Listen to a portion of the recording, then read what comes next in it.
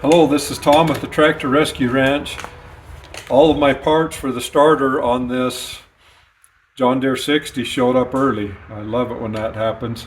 Gives me a chance to get things a little bit ahead of schedule. But anyway, I got a set of new brushes that came with new springs, and I got a bearing set for it. Also a new Bendix gear, and boy, that's really tight. This old one is just loose and flopping around, so it'll be really nice to have that new Bendix gear. The other thing I got is a new switch here. If you can see that piece of copper in there that connects, that old one's all burned up and the new one's a lot more left on that new one. So I am going to get this starter rebuilt. Hopefully it'll be up and running here within I don't know, probably take me an hour to get everything rebuilt and put back together.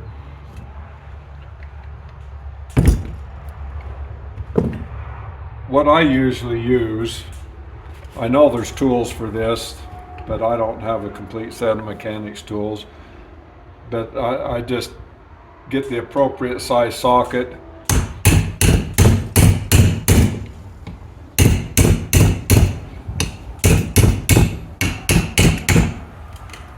knock them old bearings out.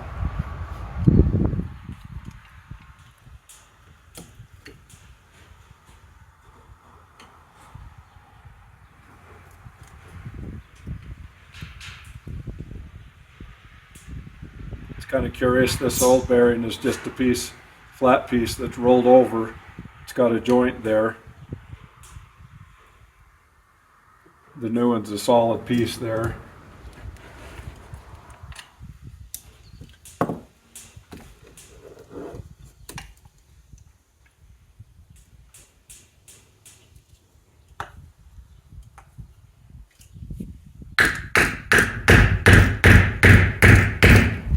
Just tap it in with a piece of wood on it so you don't mess it up.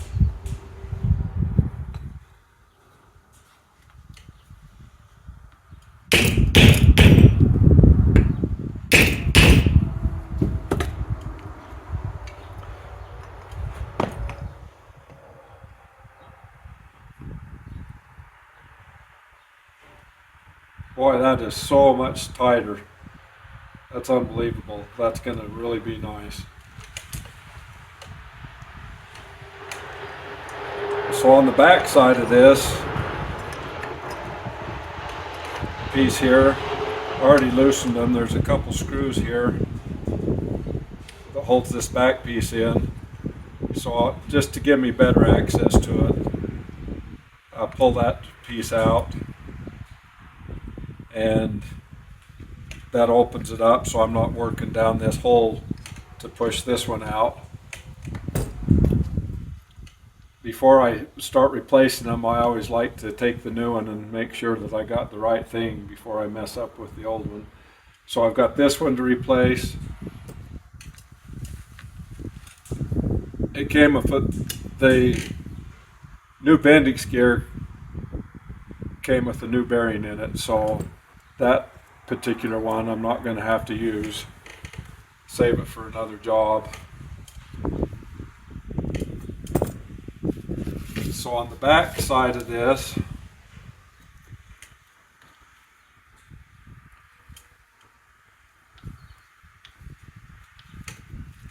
got this cover to pull off.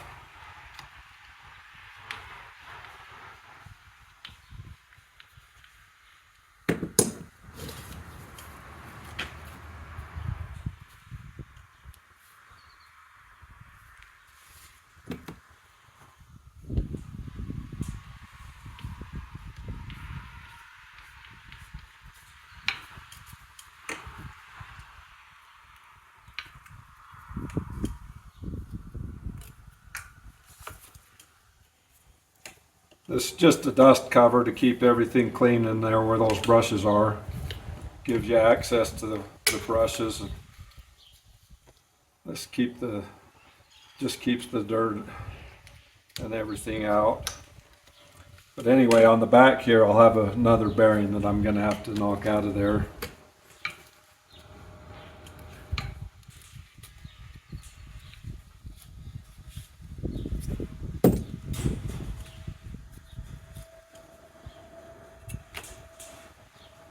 Then on the inside of this dust cover,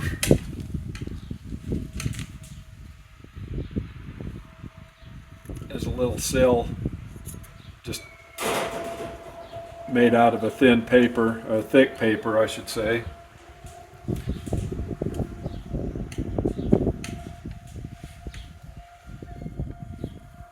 So down in here are the brushes.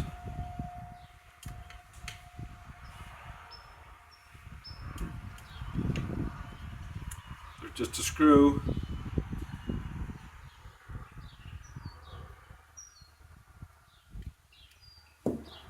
Holding them.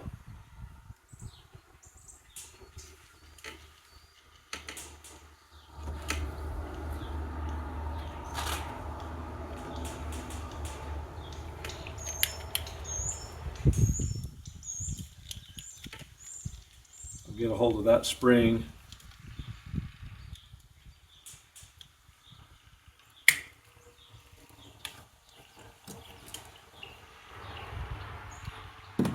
Well, I might just as well get this thing tore down the rest of the way so I got better access to it. If I wasn't going to mess with them, I would have left all this back in together. Since I'm going to replace those brushes, I'll go ahead and pull everything out here. I'll pull it out and get it cleaned up. Boy, it really doesn't look that bad. I've seen these where those brushes run. They've got big grooves where the brushes run on them. I don't hardly see anything as far as a groove there on that one.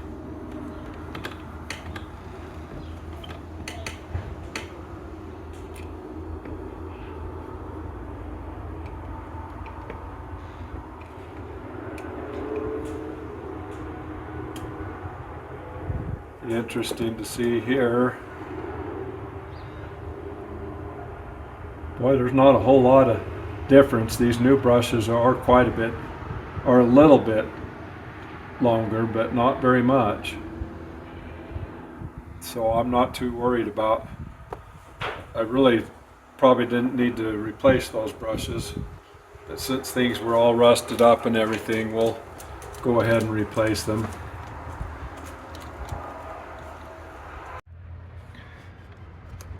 Okay, I got this back end off down here. In order to do that, you've got on two of these brushes, you can see wire there coming from the windings inside, and then the other two brushes just go ground to this piece. And so you have to undo those screws that hold the brushes in to let these wires loose in order to get this back piece off. So I have knocked out that bearing. There's the old one. Come out of it. And there's a plug in the end of it on this outside to keep everything dry and clean. So I had to put that just knocked out with the bearing. I had to put it back in. But I got the springs replaced. So I'm ready to go back together. I'm going to put this all back together before I put those brushes in, because those brushes are really hard. If they're all in there being pushed in with the springs pushing them in, it's hard to get this piece back in. So we'll get things together and then put the brushes in. So from here, I forgot to mention that I shove a little bit of grease in there to keep that bearing greased up. From this point, it's a matter of getting the brushes back in, a lot easier to do while it's out of the machine here. But these will only go one direction. You see that groove there, there's a corresponding one down there on that mount. But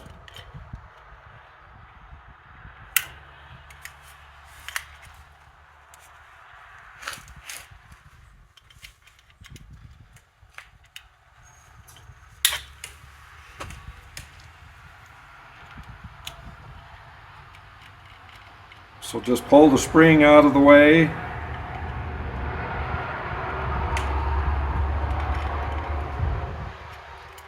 Shove the brush in there. Let the spring go back down on it.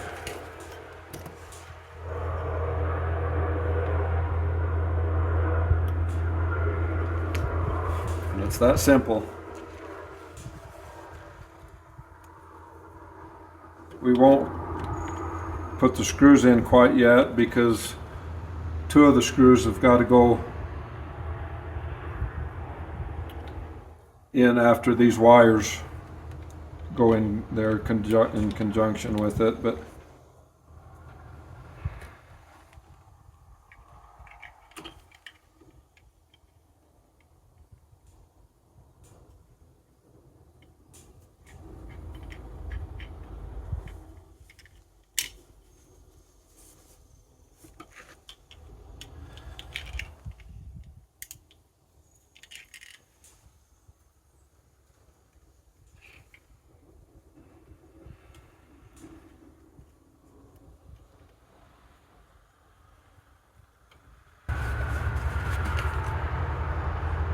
so there's all the new brushes in it.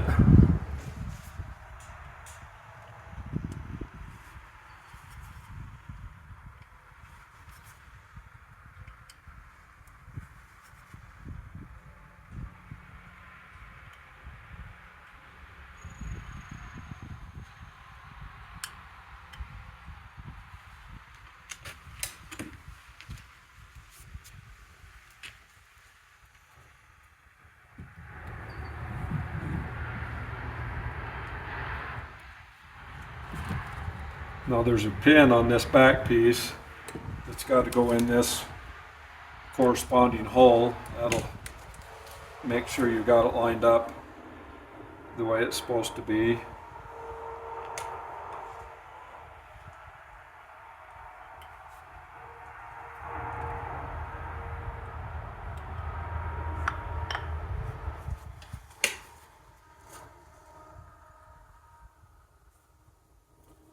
And that's that.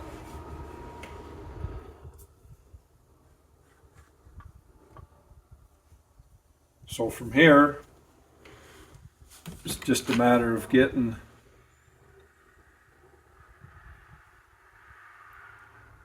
all the screws back down in the holes.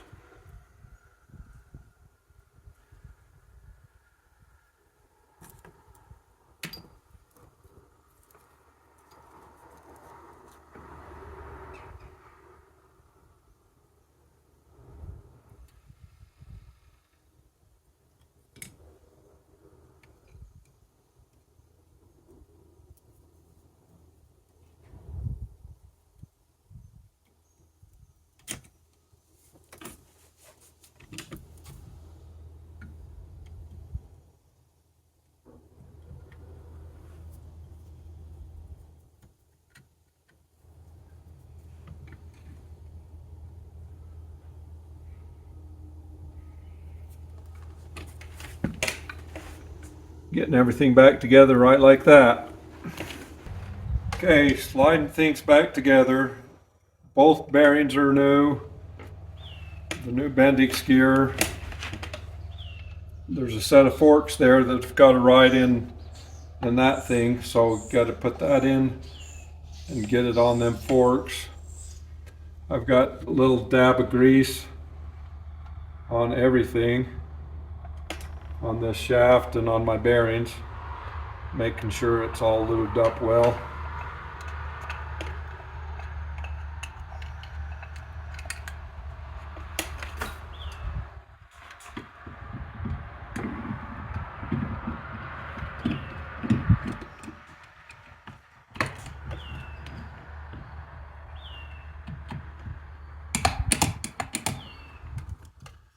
looks good. So on this one there is a pin and a corresponding hole just like the back side. There, it's got it started there now.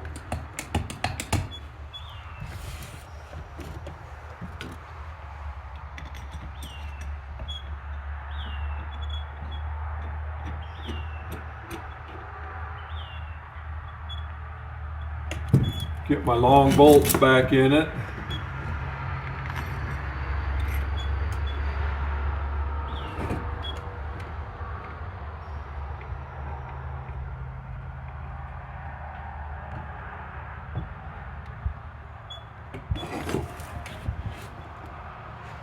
Getting close on this deal. I've got this post cleaned up.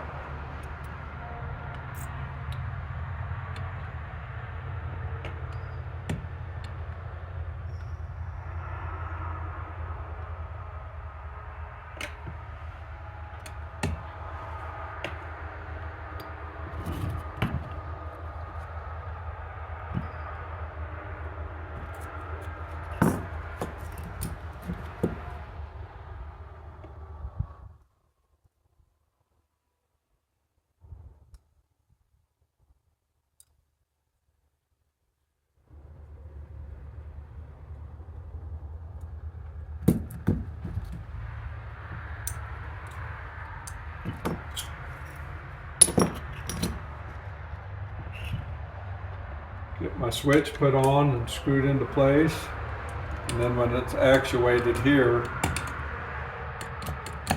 it puts the juice to it.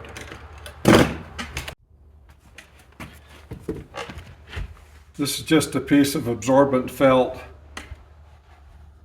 that I've cut to use as a gasket here. It's just designed to keep the dust out. Just using a piece of tape to hold it into place.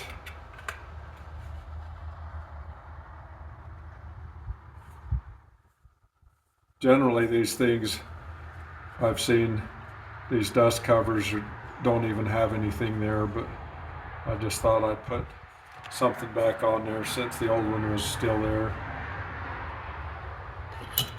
There's a piece of the old stuff. It's just a piece of like thin cardboard.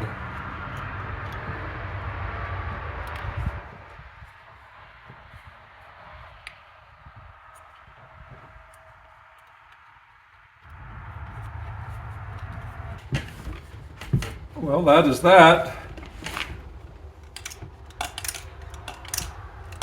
I'll give it a test, and then from there it's a matter of putting it back in the tractor. Okay, so I've just got the jumper cables hooked to the battery on the tractor, so the ground will just go onto the ground of the starter, and the hot goes there where the hot wire goes in. So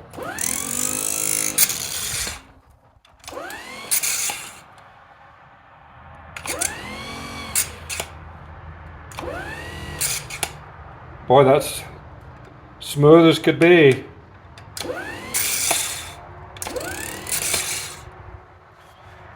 I think we're in good shape. I'll get it put in the tractor now. Now for the fun part, shoving this heavy thing back up under there.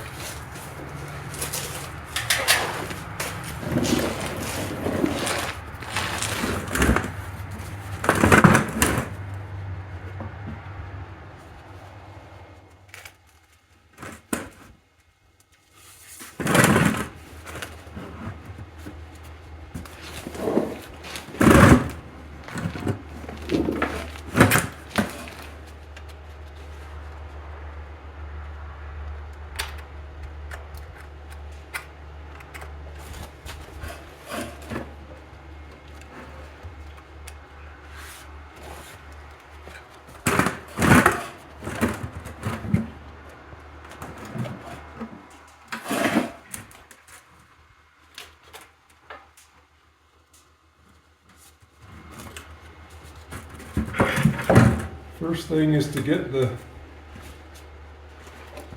battery cable hooked to it.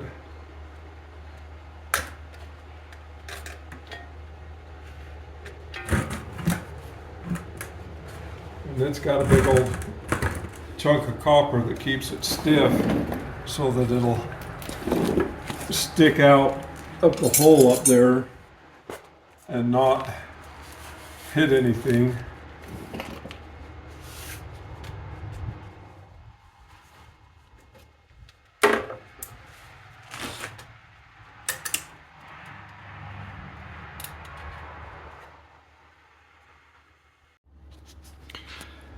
Boy, that starter was a struggle. I edited out all of the places where I was laying there with my hat flying and cussing and everything, but I've got the starter in now, up in there. What the deal is,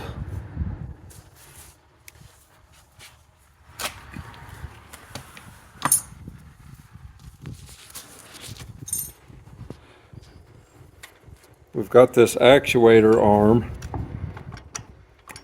that comes on top of the starter, and it's got to be fed through a hole, as well as the cable has to be fed through that hole. And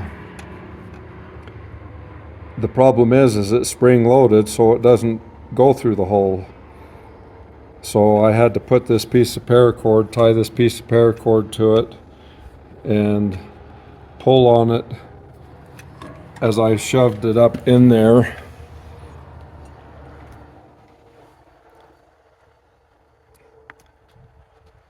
Right there's the end of it. You can see where the paracord's on.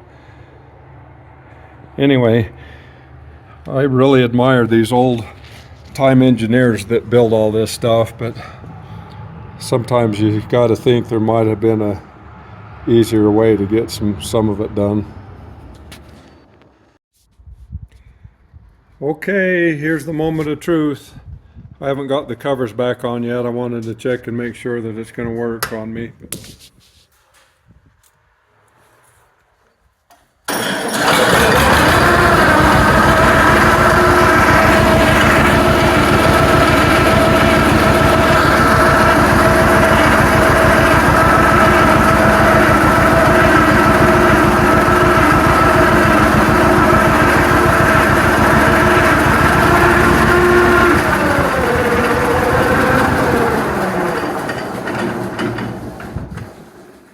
Boy, perfect.